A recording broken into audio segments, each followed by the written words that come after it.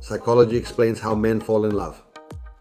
If you've ever wondered why he seemed so interested and then suddenly cooled off, well, it has nothing to do with you doing something wrong. It's just that men don't fall in love the way you think. If you ever thought that men fall in love the same way women do, from the very first message, from the excitement, from love at first sight, well, let me tell you something with complete honesty. Men don't fall in love the way you think. Well, basically, it's easy to understand that men think women think like they do, and that's not the case, and women think the same in reverse. Well, for a man, love isn't an immediate impulse, it's a process. And understanding this can save you many years of suffering and confusion. It can save you years of broken expectations and emotional exhaustion. The stages of falling in love. First stage, attraction. Here, it's all about biology, desire, curiosity, chemistry, but be careful, attraction is not love. A man can desire you intensely and still never fall in love. Second stage, the connection. This is where everything changes. When he feels comfortable with you, when he laughs, when he lets his guard down, he starts to associate you with positive emotions. You're no longer just an attractive woman, you're someone he feels at ease with. Third stage, the internal evaluation. And here's what many women misunderstand. The man asks himself, almost without realizing it, things like, for example, is my life better with this woman or without her? So if he feels peace, alignment, and freedom, he moves forward. If he feels pressure, demands, or fear of losing himself, he stops. Fourth stage, the decision. When a man truly falls in love, he doesn't hesitate. Not because you're perfect, but because the relationship makes sense to him. The big secret is this. Men don't fall in love because of intensity. They fall in love because it feels meaningful, and it takes them longer to fall in love than women in general. Now tell me in the comments. I stop chasing and start feeling. Both men and women, when we are more centered, we will connect better from a place of love. Do you want more money? Go have a coffee at a 5-star hotel. If you want to attract more money, don't start by affirming it, start by exposing yourself to it. The magic word in today's video is exposure. Many people repeat phrases in front of the mirror, but they keep living surrounded by scarcity, and it doesn't work that way. I'm going to tell you something very specific. It's not the same to have a coffee anywhere as it is to have it in a 5-star hotel. Many times a coffee at Starbucks costs more than at a 5-star hotel. And no, I'm not talking about spending more. I'm talking about changing your environment. When you walk into a luxury hotel, your brain registers new things. It registers things related to luxury. Fresh flowers, the way they treat you, the way they serve you coffee, calmness, order, elegance. And all of that sends a silent message of luxury and wealth to your mind. It tells you, this exists, this is real, this is normal. Science calls it the mere exposure effect. That's why today's magic word is exposing yourself. The more you surround yourself with something, the more familiar it becomes to your mind. And what is familiar stops seeming important. That's why changing your environment, like where you have coffee, for example, it reprograms your mindset more than making 1,000 affirmations a day. It's not enough to look at luxury photos on Instagram. You have to feel what abundance feels like, how you walk through those places, how you breathe, how you live. When you normalize abundance and wealth, you stop chasing it and start attracting it. Today's question is simple. What environment are you training your mind in today? Write in the comments, I'm starting to expose myself to abundance, and commit to it. Also tell me in the comments if you're going to have coffee at a luxury hotel. Write in the comments which hotel you've been to, what's the name of the hotel, how many stars it has, and where it's located. Write it all down so we can all share those luxury experiences together. How do you know if someone is attracted to you? There's something that almost no one explains to you about attraction. And that's that the body always speaks before words. In fact, the body often says things that words don't. You can fake what you say, but not what you do without realizing it. Attracting someone doesn't start with a nice phrase, though that can happen. It's an automatic change in their behavior. First sign, their body turns toward you. They don't lean or move away or protect themselves. Their torso, feet, and attention stay put. Everything points in your direction. That's real interest. Second sign, the gaze returns. It's not a long fixed stare all the time. It's that unconscious gesture of looking at you, looking away, and then looking back at you. That's called focused attention, and it happens when there's attraction. Third sign, subtle signs of openness. Redder lips, deeper breathing, small adjustments to her hair, her clothes, her posture. She keeps fixing herself up. She's constantly showing interest through all these gestures. Fourth sign, and this is the key, he feels heard when he's with you. So when someone feels attracted, they talk more, they open up more, they stay longer than they thought. Because attraction is not just physical, it's very, very emotional. Here comes something very important. You don't attract by trying to impress.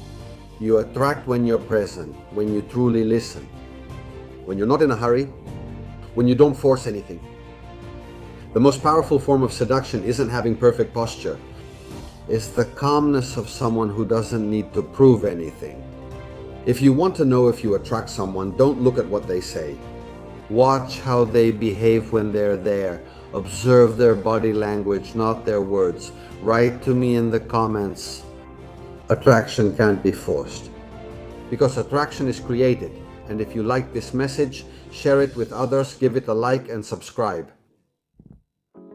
I'm 66 years old. If you're between 30 and 50 years old, listen to me carefully. There's something I need to tell you before time teaches you the hard way. When I was between 30 and 40 years old, I did everything right. Work, follow through, move forward, organize, plan, lists, goals, responsibilities, obligations. From the outside, it all seemed like a life that was on track. But over the years, I realized something uncomfortable. I was living on autopilot. When you do that for many years, one day you wake up, I woke up at 53, and you realize that you've built a life that doesn't quite feel like your own. Not because it's bad, but because you never stop to ask yourself vital and important questions like, did I choose this or did I just go along with it? Are these patterns I inherited from my ancestors? Most people don't make mistakes because of a lack of effort, but because of a lack of awareness. We get so busy surviving that we don't check if we're heading in the right direction. And here comes the second big lesson. Your identity is more important than your goals. You can achieve goals, but if you remain the same person inside, you'll end up back where you started. You'll repeat the same cycle. True change happens when you ask yourself who you are being, not just what you want to achieve. And now the third truth, the most delicate one. Time doesn't run out all at once. Time slips away from you little by little while you keep postponing everything for later. Right now it's not too late, it never is. But it is too late to keep putting off what matters. You don't need a new life. You need decisions that align with who you want to be. Write it down below and read it calmly. Today I choose to live consciously and not on autopilot. Give your brain a name. The psychological trick that silences your mind in seconds. It's very effective and it's very nice. You're going to love it. So today, I'm going to tell you in this video about a mental hack that modern psychologists use and that can completely change your inner dialogue. You already know that the quality of your inner dialogue determines your life. And this hack is, give your brain a name. Yes, give it a proper name, because that voice that criticizes you, that scares you, that tells you you can't, you're going to fail, you'd better not put yourself out there. That voice is not you. That voice is just your mind trying to protect you, but often it exaggerates and over-dramatizes. In psychology, this is called cognitive diffusion, and it's used to create distance between you and your thoughts. When you believe everything your mind tells you, you're losing power. But when you do what I'm going to tell you today in this video, something changes. The next time a negative thought comes up, you've given it a name. For example, choose Antonio and say, "Thanks Antonio, I've heard your opinion, but I'm not interested." Or, "Relax Fernando, there's no need to dramatize." By giving it a name, you stop identifying with the voice. And what does this do? It lowers anxiety. Your rational side is activated. You regain emotional control. You distance yourself from the self-sabotaging thought. You don't fight with the thought. You don't argue with it. You observe it and let it pass, calling it Antonio, or if it's a woman's name, Felisa or Marikia or whatever. You are not your mind, but the one who listens to it. Keep that very much in mind. And now tell me, what name are you going to give your mind, your brain? Share it in the comments so we can all see the original names you choose. And start today to distance yourself from your self-sabotage. Also write in the comments, Cristobal transformed my doubts and my life into certainty and abundance. Also write in the comments, Cristobal transformed my doubts into certainty and abundance. Hit follow, hit like, and really enjoy life. The secret to not letting anything anyone says to you affect you. You will be unbreakable. Has a criticism ever ruined your day or even your week? That moment when someone says something and without realizing it, you take it in, you swallow it. Today that ends, because the problem isn't what they say. It's what you do with what they've told you. The Stoics knew this over 2,000 years ago. Philosophers like Epictetus taught something powerful. And he said the following, it's not what happens to you that affects you, it's how you interpret it. And here is the key that makes you unbreakable. You can't control other people's opinions. Why do you give power to other people's opinions? Think about what the Stoics used to say. If someone says the sky is green, you get angry. No, why don't you get angry? Because you know that's not true. Well, the effect that criticism and a lot of criticism have on you works the same way. They're perceptions, but they're not realities. Now I'm going to give you 3 Stoic tools. They can change your life. Point number 1. The Stoic idea of the inner citadel. Picture a place within you that no one can enter unless you allow it. And every criticism is like an object thrown at you. But you decide something important, something key. You decide whether to catch it or let it drop. If you don't catch it, it's not yours. Point number 2, the filter of truth. Marcus Aurelius said, if they show me that I'm wrong, I'll gladly change my mind. So ask yourself, is there any value in this criticism? Yes, then you grow. No, then you ignore it. But you don't destroy yourself over empty opinions. And concept number 3, the silence of the wise. Not everything deserves a response. Your energy is your most valuable asset. Every time you argue, justify yourself, or get drawn in, you're losing power. The wise man doesn't react. The wise man observes and chooses. And now comes the most important part.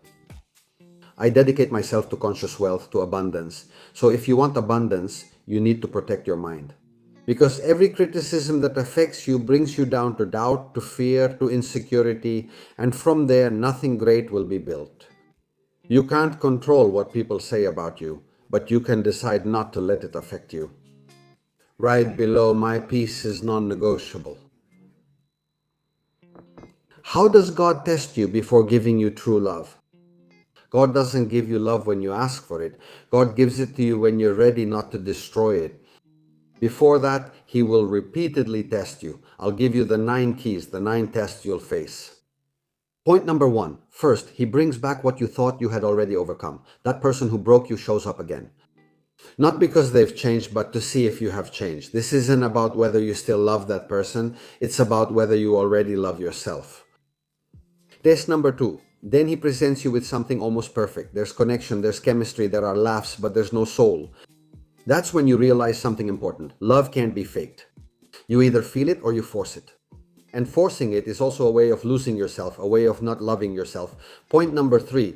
Then comes a stage that many don't understand. Deep loneliness.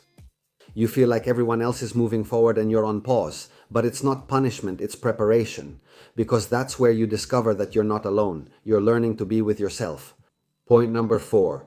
Test number 4. Later on, the same pattern appears with a different face. Another story, another name, but the same ending. And life holds up a mirror to you. Do you keep choosing from a place of hurt, or do you choose from your truth? The cycle will keep repeating until you break it. Test number 5. And then it takes everything from you except yourself. It takes away relationships, plans, expectations, everything falls apart. Not to destroy you, but to rebuild you. Without dependencies, without masks, without needing someone to save you. Test number 6, there's also a silent test. In this case, it will give you stability, but not love. Everything seems fine on the outside, but something inside still feels empty, because what's real doesn't just fill your schedule, it also fills your soul. Test number 7, then comes the most uncomfortable moment, facing your own contradictions. You want love, yet pick someone who can't give it. You seek commitment but cling to the impossible, leading to this realization. It's not a lack of love, but a lack of coherence. Test number 8. Until the key moment finally arrives, choosing yourself for the first time, saying no, even if it hurts, letting go of what's almost right to make room for what truly is, and that decision changes everything. And test number 9, and the last one, and right before true love, something unexpected arrives: peace. If you can't find peace within, you'll seek chaos in others and the world. Real love doesn't disrupt you, it supports you. Because true love isn't begged for, it isn't chased, it isn't forced. It simply arrives. And it arrives when you also become what you're looking for. At that moment, you stop seeing it as a reward and recognize it as a reflection. If this resonated with you, write in the comments, "I'm ready for real love." Your brain heals when you write. Science confirms it, and I'm going to give you a couple of scientific facts. Have you ever felt like your mind is full but unfocused? You've spent an hour looking at your phone, jumping from one thing to another, starting messages you don't finish. Sometimes you're stuck with half-formed thoughts and with a constant feeling of mental noise. And then you do something simple. You grab a piece of paper and a pen. Not because you know what to write, but because you need a place to put your thoughts. What happens? You write one line, then another, and something inside you starts to change. And here's the fascinating part. When you write about what you feel, your brain literally reorganizes itself. Neuroscience studies have shown that when you write, the rational part of your brain, the prefrontal cortex, starts communicating with the amygdala, which is the part that manages your emotions. Mainly fear, flight, and attack. It's like it's the part that blocks you a lot, right? But it's to protect you. It's as if your mind learns to talk to itself. This is very important. I'm going to repeat it for you. When you write, it's as if your mind learns to talk to itself. This has a name, which is emotional labeling. When you put what you feel into words, you reduce the emotional intensity. You don't stop feeling, but you stop drowning in what you feel. A study from Stanford University showed that writing about emotions helps the brain recover from stress. And another study in Frontiers in Psychology found that writing by hand activates more areas of the brain than typing on a phone or computer. All of this is very important because we want to have mental clarity and make better decisions and live better. That's why writing is calming. Because it forces your mind, this is very important, it forces your mind to slow down when you're writing by hand. And when you slow down, you start to understand. Now, I'll give you 3 ways to use this in a practical way. First, emotional writing. For 10 minutes, write about how you're living the life you want and how great you feel. Do it without filters, without correcting, without thinking. Just write until you run out of words. This releases what your mind has blocked for a long time. Your dreams, your desires. Second, gratitude writing. Write down 2 or 3 things you are grateful for, but be specific. Don't just put "my family, I like them a lot." No, write "I am grateful for this specific conversation that made me feel heard, that I'm having this morning." This trains your brain to focus on what does work. And third, mental reframing. Write down a problem, then what that problem means to you, what you can learn, why you think it happened to you, and what you would do differently next time. This strengthens your ability to respond instead of reacting in an animalistic, brute way. And here's the most powerful part. Every time you write, you're changing your brain. It's not just venting, it's about reprogramming yourself. Over time, you start reacting less and understanding more. When God doesn't approve of a relationship, He sends you these 7 signs.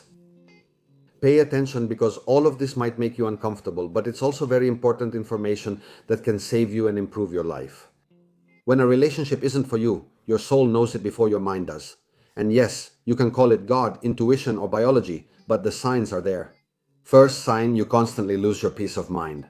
It's not just a bad day. This ongoing state isn't a coincidence. Neuroscience has shown that when you're in an insecure relationship, your nervous system goes into a constant state of alert, triggering anxiety and chronic stress. Second sign, you're drifting away from yourself. I focus on conscious wealth and teach you to improve your life, so pay attention. You're losing touch with yourself. Before you used to grow, dream, and expand, but now you're fading away. Psychology also calls it loss of relational identity. You adapt so much that you stop being yourself. Third sign, you feel more anxious than loved. Healthy love regulates the nervous system, it doesn't disturb it. Studies on attachment show that secure relationships reduce cortisol. Toxic relationships spike cortisol. Fourth sign, that you shouldn't be in that relationship and that God, the universe, or your body is sending you signals. You betray your values to make it work because there's something important here. When you cross your own boundaries, your self-esteem breaks down. Fifth, the signs repeat themselves. People, situations, conversations, the same message appears over and over again. It's not a coincidence, it's a lack of action. Sixth, you give everything and receive very little. You receive crumbs. And this generates what psychology calls intermittent reinforcement, the same pattern that creates emotional addiction. Seventh, and this is the clearest and most important one, you're afraid to let go, but you feel a lot of relief when you imagine it. Fear comes from attachment, relief comes from the truth, and here is the reality that nobody wants to accept. God or life doesn't break relationships on a whim, they break them to bring you back to yourself. Right below, I choose relationships that give me peace, not anxiety. If you want to know more about how life works, I encourage you to read my book, Manual of Conscious Wealth, which contains simple instructions that will guarantee you live each year better than the last. Let's move forward and let's all go together, hand in hand. See you soon.